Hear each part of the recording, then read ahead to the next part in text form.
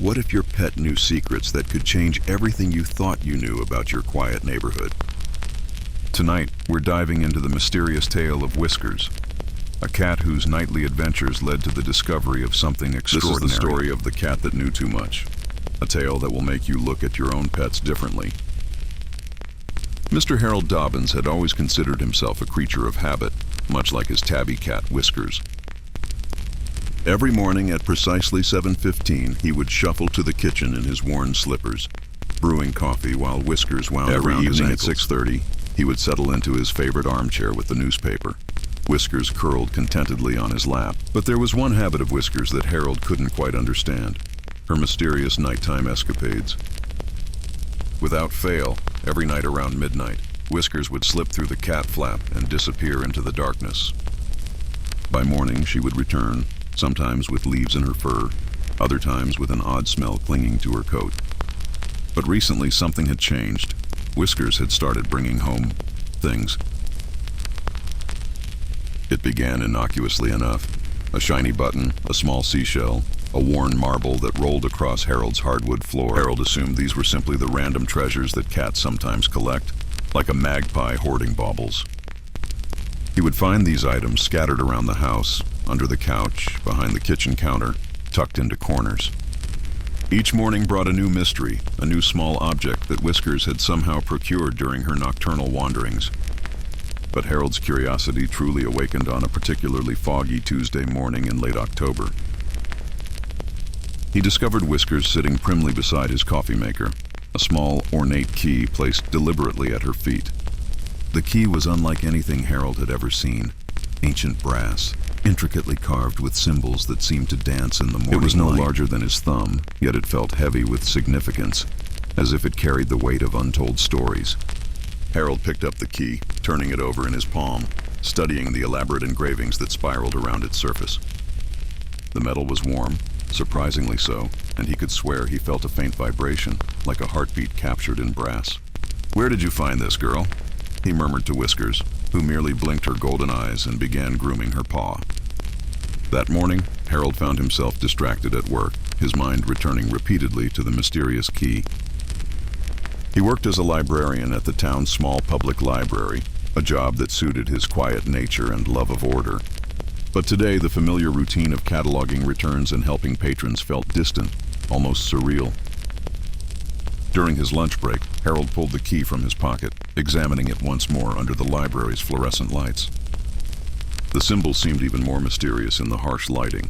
Were they letters from an ancient alphabet, or perhaps decorative flourishes? An elderly patron, Mrs. Henwick, noticed him studying the object and peered over her thick glasses. "My word," she breathed. "That looks like one of those old skeleton keys. Haven't seen one like that in decades." "Skeleton key?" Harold asked, his interest piqued. "Oh yes, dear. My grandmother had several. They were designed to open multiple locks in the same house or building.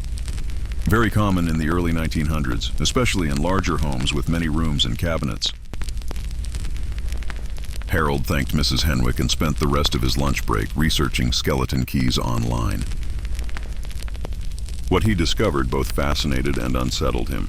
These keys were indeed used for multiple locks within a single property, but more intriguingly, many were designed with unique engravings to prevent counterfeiting and identify their specific building. The symbols on his key, he learned, might actually be a kind of signature, a way to identify exactly which house it belonged to. That evening, Harold found himself doing something he rarely did, standing at his front window, studying the neighborhood. His modest two-story home sat on Maple Lane, a quiet street lined with similar houses built in the 1920s and 1930s. Directly across from him stood the Ashford house, a grand Victorian that had been empty for nearly 3 years. The house had a mysterious quality that Harold had never really noticed before. Its windows seemed to watch the street. The paint was peeling, the garden overgrown, but the structure itself remained sound and somehow expectant. As Harold watched, he noticed Whiskers appearing on his windowsill. Her attention also focused on the house across the lane. Her tail twitched with unusual intensity, and her ears were pricked forward in a way that suggested she was listening to something. "Is that where you've been going, girl?" Harold whispered, scratching behind her ears. Whiskers responded with a soft purr, but her gaze never left the Victorian house. That night, Harold did something he had never done before. He decided to follow Whiskers on her midnight adventure. He dressed quietly in dark clothes, grabbed a small flashlight, and positioned himself by the front door. At exactly 12:15, he heard the familiar sound of the cat flap and saw Whiskers' silhouette moving across the front yard. Harold waited a few moments before slipping out his front door, following his cat's path toward the street. The October night was crisp and clear, with a half moon providing just enough light to navigate without his flashlight. Whiskers moved with purpose, crossing the street directly toward the Ashford house, her white patches visible in the moonlight. Harold watched from behind a large oak tree as Whiskers approached the Victorian's front porch. To his amazement, the cat didn't hesitate. She walked directly to a small gap beneath the front steps and disappeared. Harold waited, his heart pounding with a mixture of excitement and concern for his pet's safety. After what felt like an eternity, but was probably only 10 minutes, Whiskers emerged from beneath the porch. Even from his hiding spot, Harold could see that she was carrying something in her mouth, another small object. She retraced her steps across the street, and Harold quickly but quietly followed her home. Back in his kitchen, Harold watched as Whiskers deposited her latest find, a small, tarnished silver locket. His hands trembling slightly with anticipation, Harold picked up the locket and examined it closely. The silver was blackened with age, but he could make out delicate engravings of roses around its border. The locket was locked shut, but Harold noticed something that made his breath catch, a tiny keyhole on the side. With growing excitement, he retrieved the brass key from where he had left it on the counter. The key slid into the locket's mechanism as if it had been made for it, turning with a soft, satisfying click. The locket popped open, revealing a small, faded photograph, a young woman with kind eyes and an enigmatic smile. On the opposite side of the locket was an inscription in flowing script. "Forever yours, Eleanor, 1923. Harold stared at the photograph, feeling as though he was looking at a ghost from the past. Who was Eleanor, and why were her belongings hidden beneath the porch of the abandoned house across the street? The next morning, Harold found himself at the town's historical society, seeking answers about the Ashford house. The historical society was housed in a converted Victorian mansion, not unlike the one that had captured his curiosity. Margaret Steele, the society's elderly curator, greeted Harold with enthusiasm. Visitors were rare, and she loved sharing local history. "The Ashford house," she mused, adjusting her reading glasses.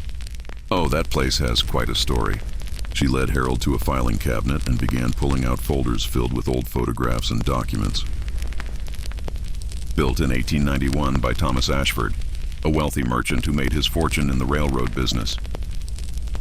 The house remained in the Ashford family until 1965, when the last heir sold it to a developer. Margaret spread several black and white photographs across the table, showing the house in its former glory. "But here's where it gets interesting," she continued, her eyes lighting up with the joy of a good story. Thomas Ashford's granddaughter, Eleanor, disappeared mysteriously in 1923, just before her wedding. Harold's heart skipped a beat. "Eleanor? You mean Eleanor Ashford?" "Yes, indeed. She was engaged to a young lawyer named James Morrison, and the wedding was planned for June. But 3 days before the ceremony, she vanished without a trace. No note, no explanation, nothing." Margaret pulled out a newspaper clipping from 1923, its headline reading, "Local heiress vanishes on eve of wedding." The accompanying photograph showed a young woman who looked remarkably similar to the one in the locket. The family hired private investigators, even brought in specialists from Chicago, but Eleanor was never found. Some said she ran away to escape an arranged marriage, others whispered about foul play. The mystery was never solved, and it cast a shadow over the family for generations. Harold showed Margaret the locket, and her eyes widened with genuine astonishment. "My goodness, where did you find this? This is definitely Eleanor. I've seen this photograph before in the family records." "My cat found it," Harold explained, feeling somewhat foolish but determined to learn the truth. Margaret examined the locket carefully, noting the craftsmanship and the inscription. This would have been a valuable piece, probably a gift from her fiancé or a family heirloom. The fact that it was hidden suggests Eleanor might have left it deliberately, perhaps as a clue or a message. Harold spent the rest of the morning poring over documents and photographs related to the Ashford family. He learned that Eleanor had been known for her intelligence and independence, unusual qualities for a woman of her era. She had been educated at Vassar College and spoke 3 languages, returning home reluctantly to fulfill family obligations. Her engagement to James Morrison had been arranged by her father, who saw it as a beneficial business alliance. But correspondence between Eleanor and her college friend suggested she had harbored doubts about the match. One letter, dated just 2 weeks before her disappearance, hinted at her desire for a different path entirely. Harold left the Historical Society with more questions than answers, but also with a growing sense of purpose. That evening, he found himself once again at his front window, studying the Ashford house with new eyes. The Victorian mansion no longer seemed simply abandoned. It now felt like a keeper of secrets, waiting to reveal its mysteries. Whiskers joined him at the window, and Harold noticed something he had missed before.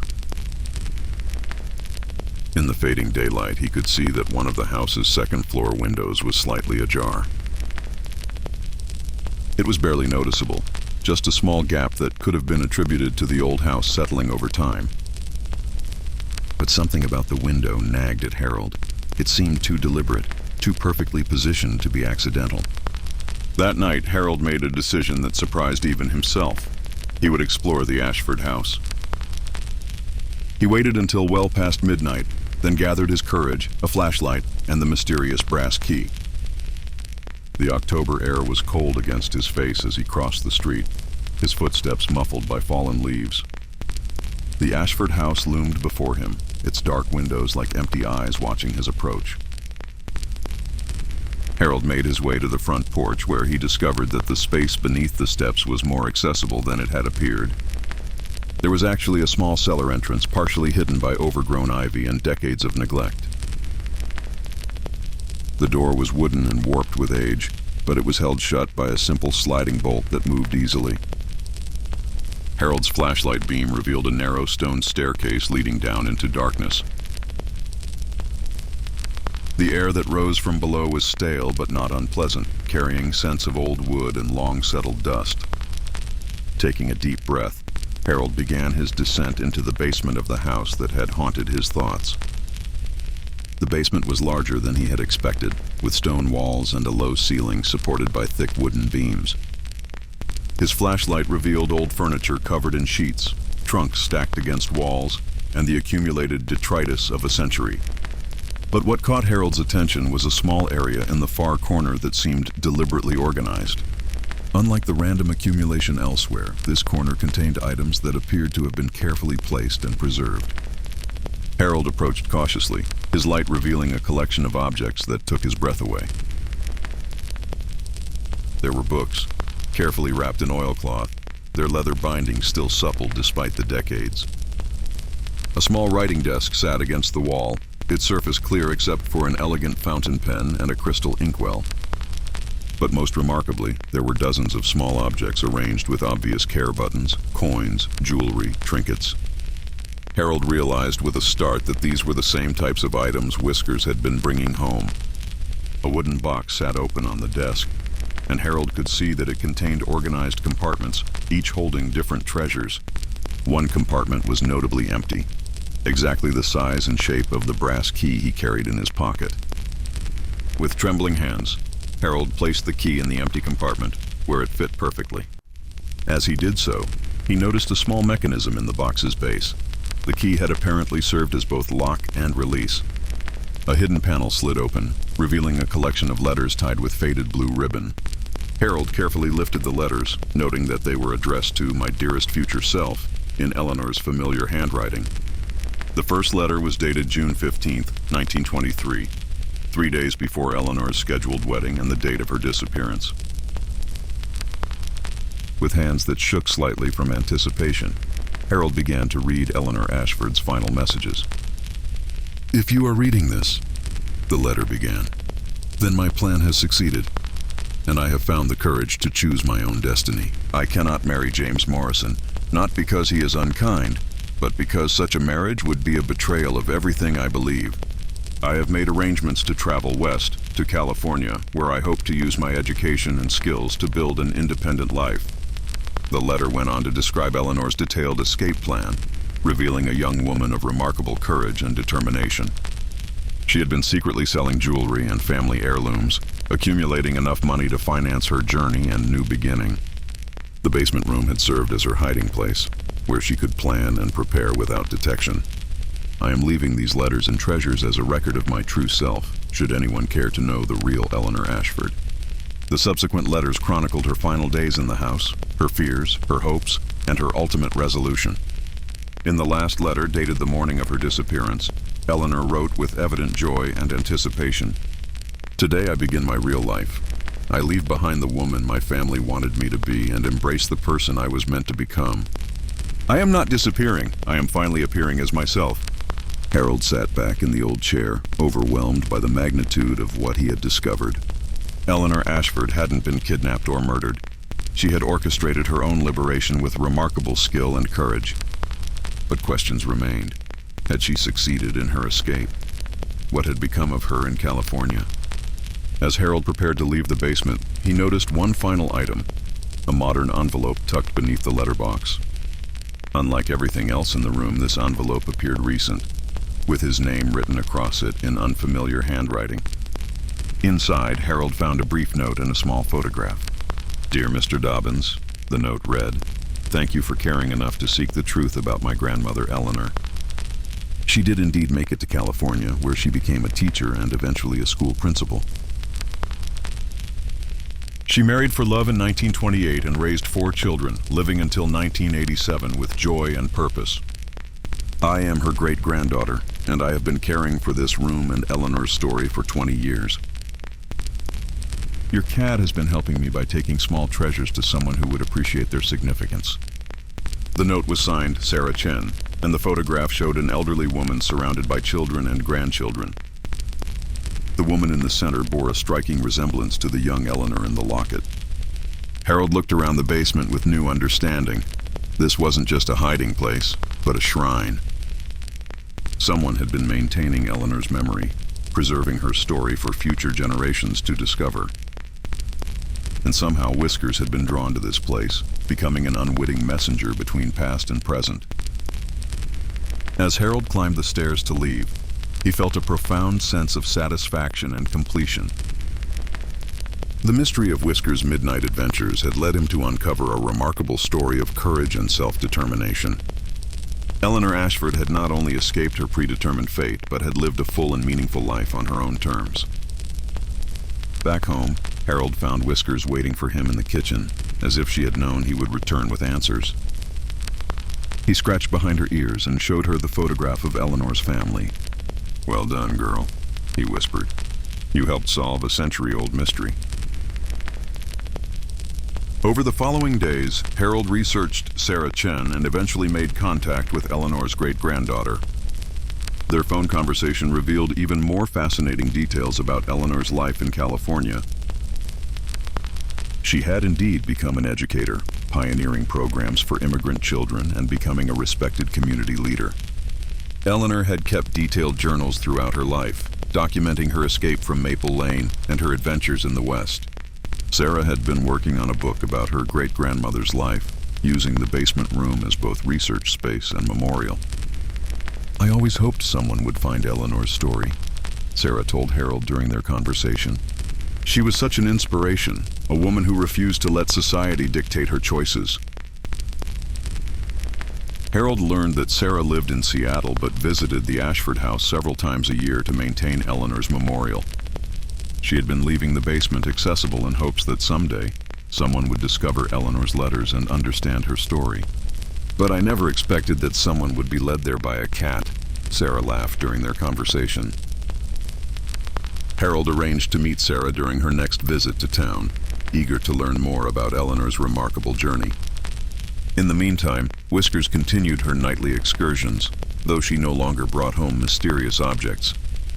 It was as if she understood that her mission had been completed, her role as messenger fulfilled. Harold often found himself wondering about the connection between his cat and Eleanor's story.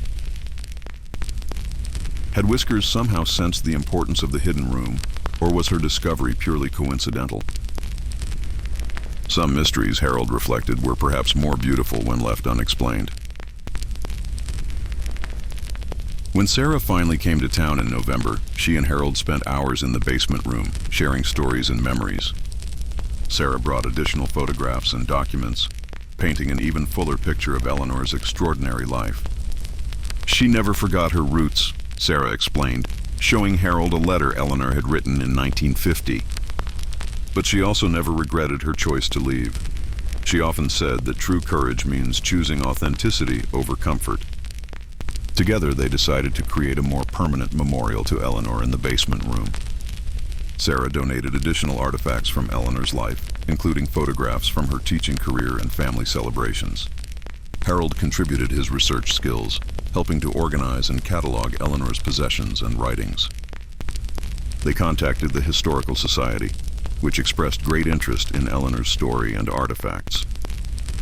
Margaret Steele was particularly excited about the discovery, noting that it would help complete the historical record of the Ashford family. Plans were made to eventually move Eleanor's collection to the Historical Society, where it could be properly preserved and displayed. But for now, the basement room would remain as Eleanor had left it, a testament to one woman's courage to choose her own path. Harold's life had been quietly transformed by Whiskers' discovery and the subsequent unraveling of Eleanor's mystery. He found himself looking at his neighborhood differently, wondering what other stories might be hidden behind familiar facades.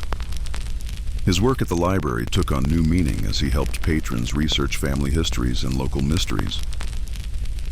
He had always enjoyed the quiet satisfaction of helping people find information, but now he understood the profound impact that hidden stories could have. Harold also developed a deeper appreciation for his cat's mysterious intelligence and intuition. While he couldn't explain how Whiskers had been drawn to Eleanor's hiding place, he no longer questioned her ability to sense important things. Their evening routine at the front window became even more meaningful, as both looked out at the neighborhood with knowing eyes. The Ashford house no longer seemed abandoned. It now felt like a guardian of important memories and inspiring stories. On cold winter evenings, Harold would sometimes see a warm light glowing in the basement window, where Sarah worked on her book about Eleanor. The book would eventually be published, titled The Woman Who Chose Herself, Eleanor Ashford's Journey to Freedom. It became a minor sensation in women's history circles, inspiring readers with Eleanor's story of courage and self-determination. Harold was credited in the acknowledgments as the man whose cat had helped recover Eleanor's lost story. Local newspapers picked up the story, dubbing Whiskers the detective cat and making her a minor celebrity. But Harold and Whiskers remained modest about their role in the discovery, preferring to focus on Eleanor's remarkable legacy. As spring arrived, Harold noticed changes in his relationship with his neighbors and community. People who had never spoken to him before began stopping by to chat about the Eleanor Ashford discovery. Mrs. Henderson from next door revealed that she had always suspected the Ashford house held secrets. The mailman, Tom, mentioned that his grandfather had known the Ashford family and always wondered what had happened to Eleanor. Harold realized that Eleanor's story had been quietly waiting in the collective memory of the neighborhood, needing only someone to piece together the clues. The mystery had brought the community together in unexpected ways, creating connections and conversations that hadn't existed before. Harold found himself hosting informal gatherings where neighbors shared their own family mysteries and historical discoveries. These evening meetings became a beloved tradition, with Whiskers serving as an unofficial greeter and conversation starter. One evening in late May, as Harold and Whiskers maintained their vigil at the front window, something remarkable happened. A moving truck pulled up in front of the Ashford house, followed by a sedan with California license plates. Sarah Chen stepped out of the car, along with a man Harold assumed was her husband and 2 young children. Harold watched in amazement as the family began unloading boxes and furniture, clearly preparing to move into Eleanor's ancestral home. Later that evening, Sarah knocked on Harold's door, her face bright with excitement and nervousness. "We decided to move here," she explained.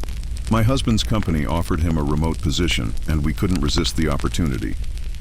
The children are fascinated by their great-great-grandmother's story, and we want them to grow up knowing their family history." Harold welcomed the family warmly, offering to help with the transition and sharing his knowledge of the neighborhood. Over the following weeks, he watched with pleasure as the Ashford house came alive again with the sounds of family life. The children's laughter echoed through the rooms where Eleanor had once planned her escape to freedom. Sarah converted one of the upstairs rooms into an office where she continued working on Eleanor's biography and family research.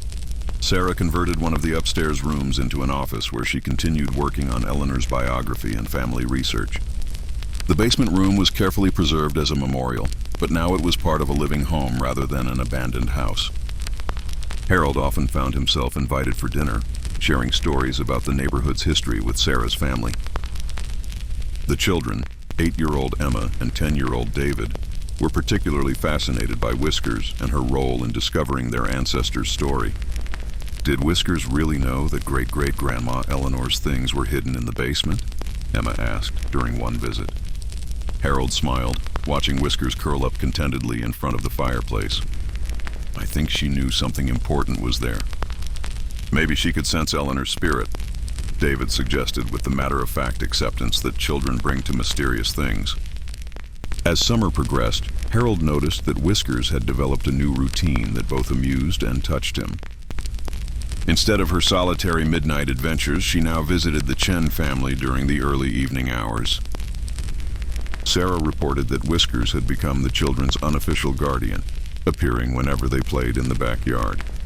"It's as if she's appointed herself the protector of Eleanor's house and family," Sarah observed. Harold agreed, noting how Whiskers seemed to understand that her mission had evolved from discovery to guardianship. One evening in August, Sarah made an announcement that surprised and delighted Harold. "The Historical Society wants to create a permanent Eleanor Ashford exhibit, and they've asked if you'd like to be the curator." Margaret Steele had approached Sarah with the proposal, recognizing Harold's deep knowledge of Eleanor's story and his research skills. The position would be part-time, allowing Harold to continue his library work while developing the historical exhibit. Harold accepted the offer enthusiastically, seeing it as a perfect way to honor Eleanor's memory and share her inspiring story.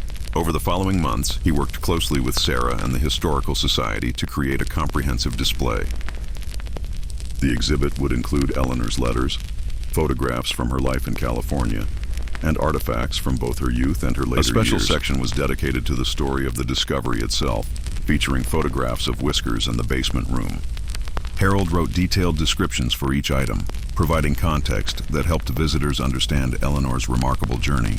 The exhibit opening was scheduled for October, exactly 1 year after Whiskers had first brought home the mysterious brass key. As the anniversary approached, Harold reflected on how profoundly his life had changed in just 12 months. What had begun as curiosity about his cat's strange behavior had led to a major historical discovery and new friendships. He had gained a deeper appreciation for the hidden stories that surrounded everyone, waiting to be uncovered by observant eyes and curious minds. Most importantly, he had learned that sometimes the most extraordinary adventures begin with paying attention to the smallest details. The night before the exhibit opening, Harold sat in his favorite chair with Whiskers on his lap, looking across at the now illuminated Ashford house. Through the windows, he could see the Chen family gathered around their dinner table, creating new memories in Eleanor's ancestral home. "You did something amazing, girl," he whispered to Whiskers, who purred contentedly under his gentle stroking.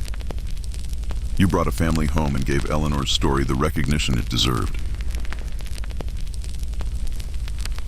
The exhibit opening was a tremendous success, drawing visitors from across the state who were fascinated by Eleanor's story. Local television stations covered the event, featuring interviews with Harold, Sarah, and even a brief appearance by Whiskers. The story resonated with women's rights advocates, historians, and anyone who had ever felt constrained by social expectations. Eleanor's tale of choosing authenticity over security inspired many visitors to reflect on their own life choices and unrealized dreams. Harold gave guided tours twice a week, sharing not just the facts of Eleanor's story, but also the emotional journey of discovery. He particularly enjoyed talking to school groups, encouraging young people to question assumptions and seek their own truths. Eleanor Ashford teaches us that courage isn't the absence of fear, he would tell the students.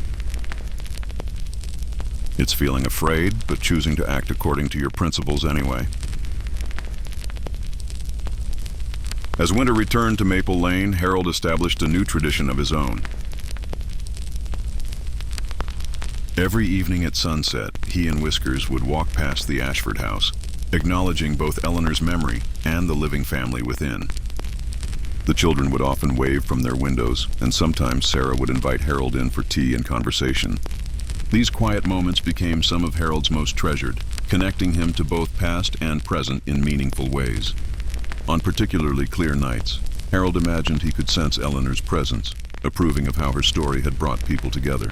Whiskers seemed to share this feeling, often sitting perfectly still as if listening to whispers from another time. One snowy evening in December, Sarah approached Harold with exciting news about her research. "I've been contacted by Eleanor's teaching colleagues' descendants," she announced breathlessly. "They have letters, photographs, and even some of Eleanor's lesson plans from her California years." This new discovery promised to add even more depth to Eleanor's story, showing her impact as an educator and community leader. Harold helped Sarah organize and catalog these new materials, marveling at the continued revelations about Eleanor's remarkable life. The additional documents revealed Eleanor's pioneering work with immigrant families and her advocacy for educational equality. She had helped establish programs that supported non-English speaking students decades before such efforts became common. Eleanor's influence had extended far beyond her own classroom, inspiring other educators and shaping educational policies throughout California. She really did live the life she chose, Sarah said as they reviewed Eleanor's professional achievements. Running away from that arranged marriage wasn't just about avoiding an unwanted fate. It was about pursuing her true calling. Harold nodded, understanding more clearly than ever how Eleanor's midnight escape had enabled a lifetime of meaningful contributions. As the second anniversary of Whiskers' discovery approached, Harold reflected on the ripple effects of that initial mysterious key. The Eleanor Ashford exhibit had become one of the Historical Society's most popular attractions, drawing steady streams of visitors. Sarah's book had been published to critical acclaim, inspiring speaking engagements and academic conferences. The Chen family had fully settled into the Ashford house, creating a warm and loving environment that honored Eleanor's memory. And Harold had discovered a new purpose in life, becoming a respected local historian and storyteller. But perhaps most remarkably, the story had inspired others to explore their own family mysteries and neighborhood histories. Harold regularly received calls from people who had heard about Eleanor's story and wanted help researching their own discoveries. He had helped uncover 3 more family mysteries in the past year, each one adding to the rich tapestry of local history. The success had led to Harold establishing the Whiskers Detective Agency, a playful name for his historical research services. Whiskers herself had become something of a local celebrity, with children often asking to meet the detective cat. Harold would bring her to school presentations, where she would sit regally while he told the story of Eleanor's discovery. The children were always fascinated by the idea that animals might possess special intuition about hidden mysteries. "How did Whiskers know to look under the porch?"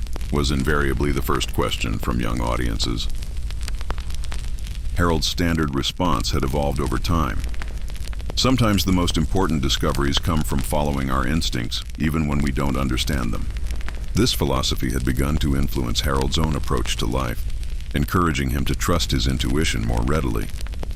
He had developed a greater appreciation for the mysterious and unexplained aspects of existence. Not everything needed to be fully understood to be appreciated and valued. On a warm spring evening, as Harold and Whiskers enjoyed their routine walk past the Ashford house, something unexpected happened. Whiskers suddenly stopped, her attention focused on a different house, the old Morrison place at the end of the street. Harold realized with a start that this was the former home of James Morrison, Eleanor's intended fiancé. The house had been empty for several months, but Whiskers was displaying the same intense interest she had once shown toward the Ashford house. Her tail twitched with familiar excitement, and her ears were pricked forward with keen attention. "Oh no, girl," Harold chuckled. "Are you telling me there's another mystery waiting to be solved?" Whiskers looked up at him with her golden eyes, and Harold could swear he saw a glint of mischief and intelligence. That night, Harold found himself once again watching from his front window as Whiskers slipped out for her midnight adventure. But this time, instead of heading toward the Ashford house, she made her way directly to the Morrison property. Harold smiled, understanding that his life was about to become interesting once again. The next morning, he found a small, tarnished compass waiting beside his coffee maker, along with one very satisfied cat. As he examined the compass, Harold noticed an inscription around its border. "To my beloved James, may you always find your way home. M.A.R." Harold's heart began to race with the thrill of discovery.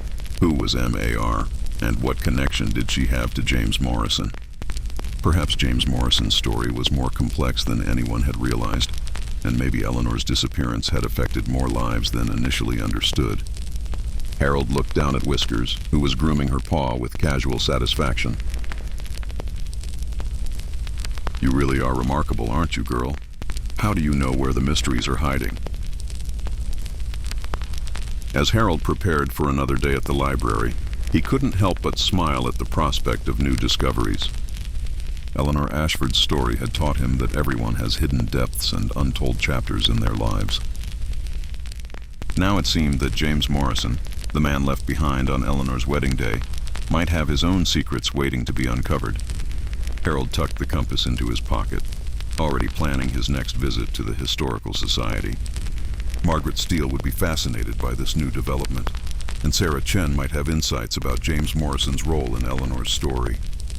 As Harold walked to work, he reflected on how Whiskers had transformed his quiet, routine existence into an adventure filled with mystery and discovery. The cat that had once seemed like a simple companion had revealed herself to be something far more extraordinary. Whether through supernatural intuition, exceptional intelligence, or simple coincidence, Whiskers had become Harold's guide to the hidden stories of Maple Lane. And Harold had learned to trust that guidance, knowing that it would lead to discoveries that enriched not just his own life, but the lives of everyone who heard the stories. The mystery of James Morrison's compass would have to wait until evening, but Harold was no longer impatient about such things. He had learned that the best mysteries reveal themselves in their own time, to those who are patient and observant enough to recognize the clues. As he unlocked the library doors and prepared for another day of helping patrons find information, Harold smiled at the irony. His job was helping people locate answers to their questions, but the most important discoveries in his life had come from following questions he didn't even know he had. That evening, Harold would begin investigating James Morrison's story, guided once again by the intuitive wisdom of a remarkable cat. But for now, he was content to anticipate the adventure, knowing that Whiskers had once again opened a door to the past. The story of Eleanor Ashford had shown him that courage comes in many forms. Sometimes it means running away to pursue your dreams. Perhaps James Morrison's story would reveal a different kind of courage, or maybe it would show the other side of Eleanor's dramatic escape. Harold was beginning to understand that every mystery was connected to others, creating a web of human experience that spanned generations. And at the center of his particular web of discoveries sat Whiskers, the cat who seemed to possess an uncanny ability to sense where stories were waiting to be told. As Harold helped his first patron of the day find information about local genealogy, he realized that his work and his adventures had merged into something larger. He was no longer just a librarian who happened to have discovered a historical mystery. He had become a keeper of stories, a connector of past and present. And it had all begun with paying attention to the strange behavior of a cat who knew more than she could possibly explain. That afternoon, Harold made a decision that would have seemed impossible just 2 years earlier. He called Margaret Steele and Sarah Chen, inviting them to meet that evening to discuss the compass and plan their next historical investigation. The quiet librarian who had once lived a life of predictable routine was now actively seeking new mysteries to solve. And he knew that whatever they discovered about James Morrison, it would add another layer to the rich history of Maple Lane. As closing time approached, Harold looked forward to going home to Whiskers, knowing that she might have new clues waiting for him. The compass was just the beginning. Harold was certain that the Morrison house held more secrets, and that Whiskers would help him find them. He had learned to trust in the wisdom of following curiosity wherever it might lead, even when the path seemed uncertain. Sometimes the most extraordinary adventures begin with nothing more than paying attention to the small details that others might overlook. And sometimes, if you're very fortunate, you might have a remarkable cat to guide you toward the mysteries that are waiting to be solved. As Harold locked up the library and headed home, he smiled at the thought of what new discoveries awaited him and Whiskers on Maple Lane. Total word count, approximately 7,500 words. Total runtime, 40 minutes.